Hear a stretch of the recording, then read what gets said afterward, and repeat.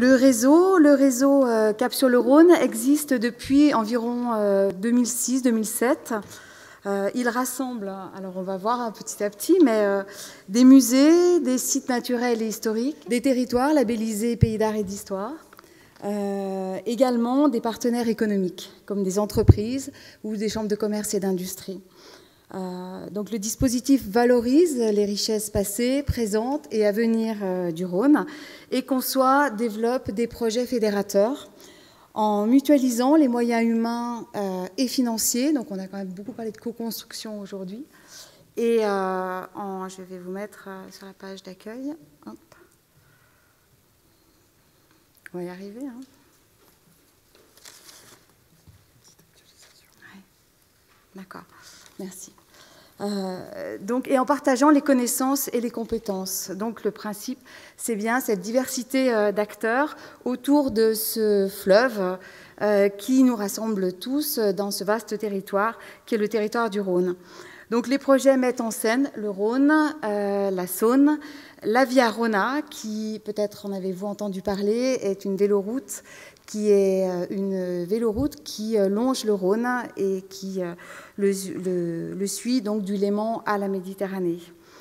Donc la valorisation du Rhône et de ses patrimoines et de la Via Rhôna, c'est vraiment la raison d'être du réseau Cap sur le Rhône à travers la réalisation de projets qui sont transversaux et collectifs.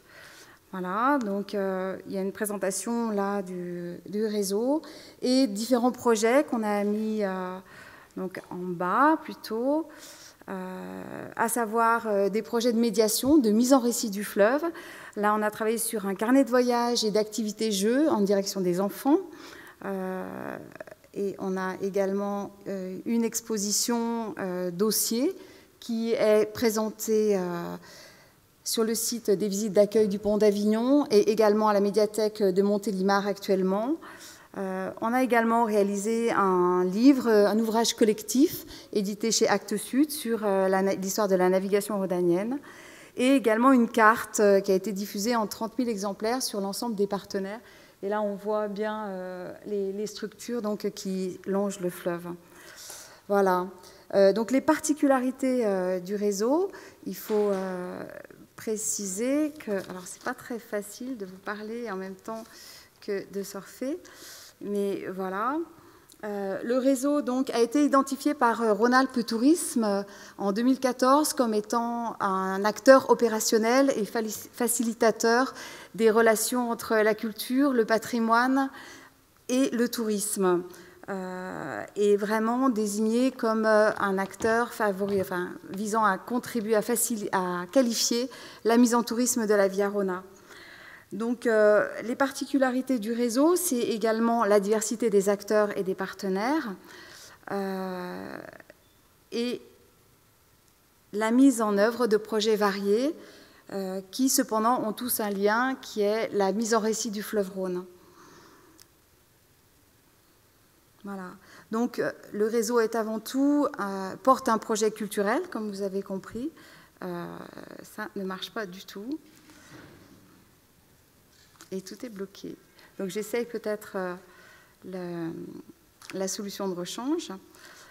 Donc, voilà. Donc, le réseau porte des projets culturels qui mutualisent les compétences, les connaissances et valorisent ses partenaires. Enfin, donc une dernière particularité, on s'appuie en grande partie sur des recettes propres, celles des acteurs, donc les acteurs du réseau, et également celles des entreprises qui sont implantées sur le territoire rhodanien ou qui chacune ont un lien avec le Rhône. Voilà, donc le Rhône, comme l'a très bien dit le premier vice-président de la région Auvergne-Rhône-Alpes ce matin, M. Blanc, c'est la colonne vertébrale des territoires qu'il traverse.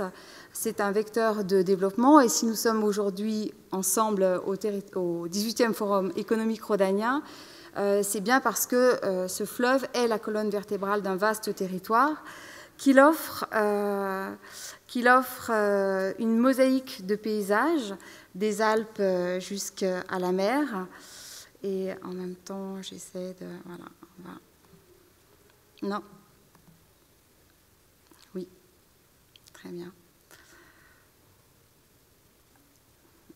Donc une mosaïque de paysages, et que c'est un fleuve binational qui est suisse et français, comme finalement ce forum économique rhodanien qui nous rassemble.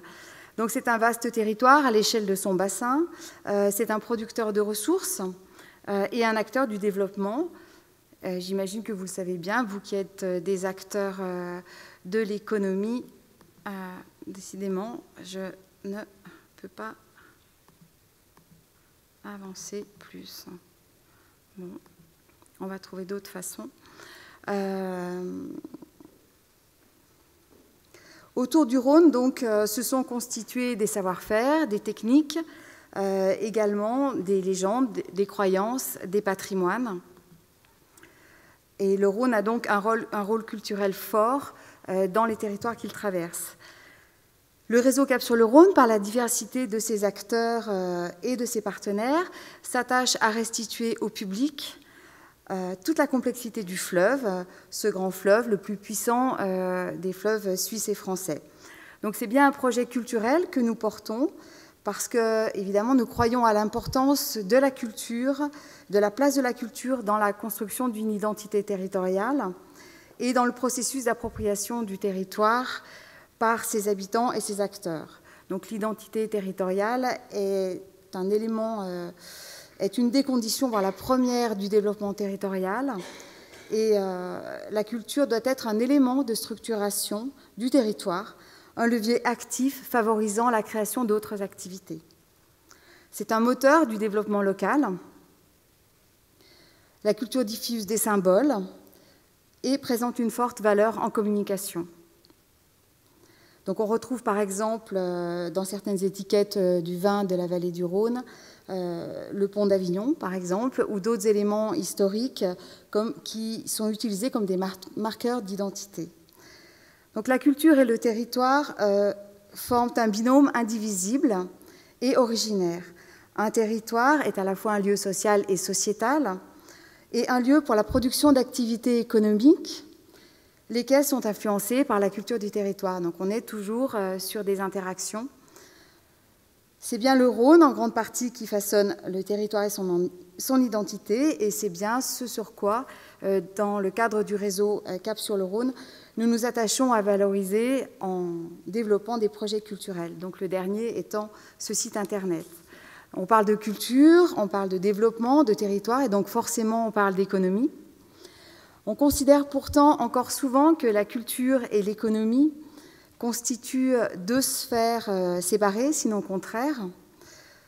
Et pourtant, si initialement les territoires étaient recherchés pour leurs ressources industrielles, et on voit bien le Rhône qui a été un acteur avec le développement des industries chimiques, par exemple, sur ces rives, puis par leur dynamisme économique, en capitalisant justement ces héritages industriels, aujourd'hui, les territoires mettent en avant leur qualité de vie, appréciée en termes de paysage, d'architecture, de vie culturelle, de valorisation des patrimoines. On voit bien comment les territoires ou les villes œuvrent pour obtenir des labels, par exemple le patrimoine mondial de l'UNESCO, ou encore les itinéraires culturels européens, ou d'autres, qui leur permettent d'accéder à une nouvelle attractivité et à qualifier leur image et leur offre. Je vais vous mettre quelques autres images. J'espère que cette fois-ci, ça va marcher. Voilà.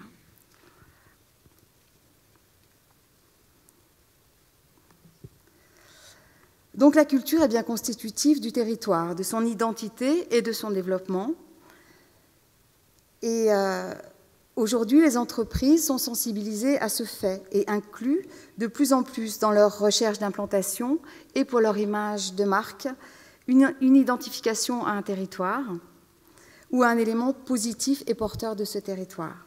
L'entreprise est un système ouvert en interaction avec son environnement. Ça a été suffisamment expliquer aujourd'hui. Aujourd'hui, d'ailleurs, dans cette économie qui devient en partie servicielle et immatérielle, on le voit avec cette transformation numérique, les dynamiques culturelles et économiques s'imbriquent et le besoin aussi d'ancrage territorial et de travail sur son image est important pour les entreprises.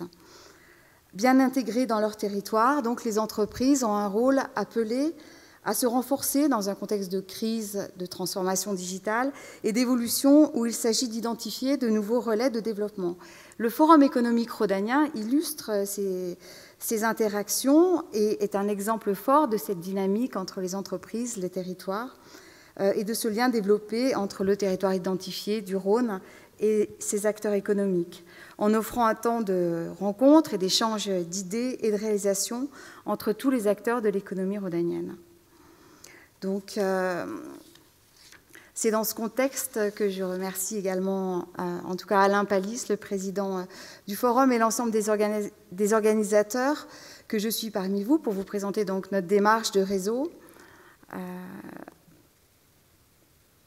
et notre site, ce nouveau site web responsive qui a été mis en ligne le 19 juillet dernier, donc c'est tout récent. Le site a été conçu pour tous les utilisateurs, ordinateurs, smartphones et tablettes, puisqu'on sait qu'aujourd'hui, 55% environ des connexions se font par smartphone. À qui va s'adresser ce site? À tous ceux, finalement, qui souhaitent découvrir les mille et une facettes du Rhône, son histoire méconnue, ses lieux emblématiques et ses dimensions économiques. À tous ceux qui s'intéressent à leur lieu de vie, au développement des territoires et aux grands fleuves, puisque le Rhône est un grand fleuve, à ceux qui aiment le voyage et l'itinérance, l'histoire, les patrimoines et la nature, le vin et ses à côté, le tourisme à vélo, la via Rhôna, etc. Bref, pratiquement vous tous ici, vous pouvez être intéressés par le site de Cap-sur-le-Rhône. En tant qu'entrepreneur, vous pouvez également souhaiter être présent et parler de votre entreprise de façon un peu différente,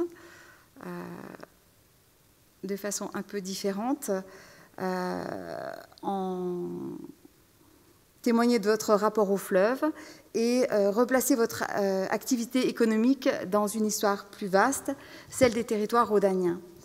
Alors là, on passe les acteurs qui sont plutôt les acteurs culturels, les réserves naturelles, les musées. Et on a travaillé également avec des partenaires comme Chambre de commerce et d'industrie de la Drôme, la Maison Chapoutier, avec qui on travaille depuis 2015, et Logiport Shuttle, une entreprise de transport fluvial.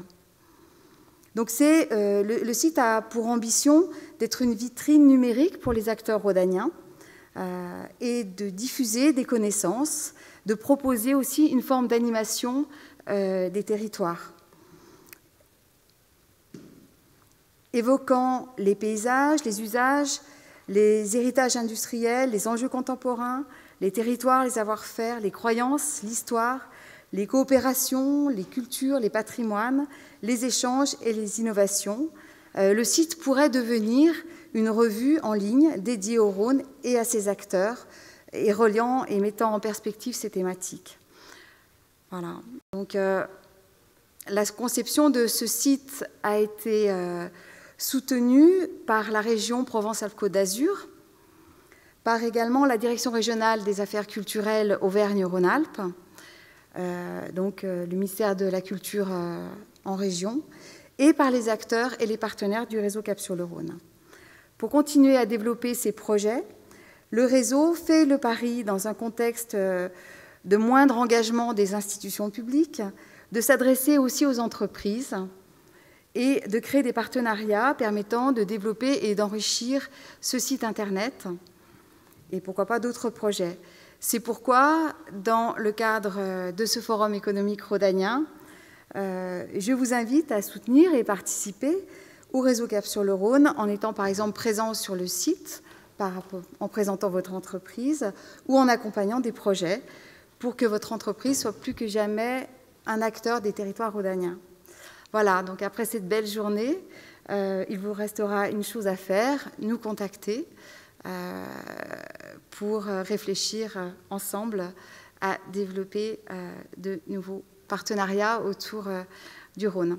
Voilà, je vous prie de m'excuser, ça a été un peu haché la présentation, mais la journée était longue et j'étais assez émue de vous présenter ce travail qui a été important, qui a été réalisé finalement en peu de temps et auquel on tient énormément. Voilà, je vous remercie de votre attention et encore de l'invitation. Merci.